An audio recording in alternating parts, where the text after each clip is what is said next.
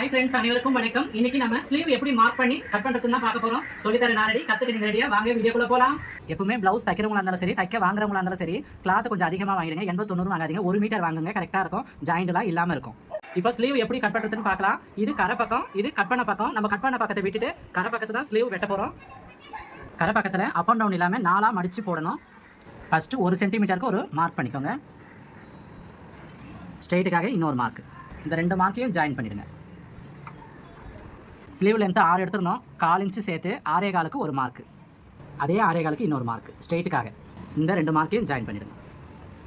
அடுத்த மார்க்கு அடி கைக்காக பண்ணுறேன். 3 இன்ச்சுக்கு வைக்கிறேன். இது ஒரு மார்க் பண்ணிடுங்க. பொதுவாக கிட்டத்தட்ட எல்லா ப்ளவுஸுக்குமே 3 இன்ச்சுக்கு தான் அடிக்கை மார்க் பண்ணுறது. விருப்பப்பட்டால் நீங்கள் 3 இன்ச்சுக்கு பண்ணுங்கள். இல்லை எனக்கு இது வேண்டாம், அளவு ப்ளவுஸில் என்ன இருக்கோ அதே அளந்து வைங்கனாலும் வைக்கலாம். அது எப்படி அளவு எடுத்துன்னு பார்க்கலாம். இதுதான் அடிக்கை, அது எவ்வளோ இருக்குன்னு பார்க்கலாம். 3 இருக்குது பாருங்கள். கிட்டத்தட்ட அதே அளவு தான் வருது பாருங்கள். 3 வருது, 1/4 இன்ச்சு பிடிச்சி தைக்கிறதுக்காக 3.25 வருது பாருங்கள். இப்படியும் அளவு எடுக்கலாம். ஃபஸ்ட்டில் பொதுவாக 3க்கு ஒரு மார்க் பண்ணிடலாம். கை சுற்றளவு 6 மார்க் பண்ணுற பாருங்க. கை சுற்றளவு பார்த்தீங்கன்னா 12 வரும். இது மடித்து ஃபோல்டிங் பண்ணுறதுனால பாதி தான் வரும். 12ல் பாதி 6. 6க்கு ஒரு மார்க்.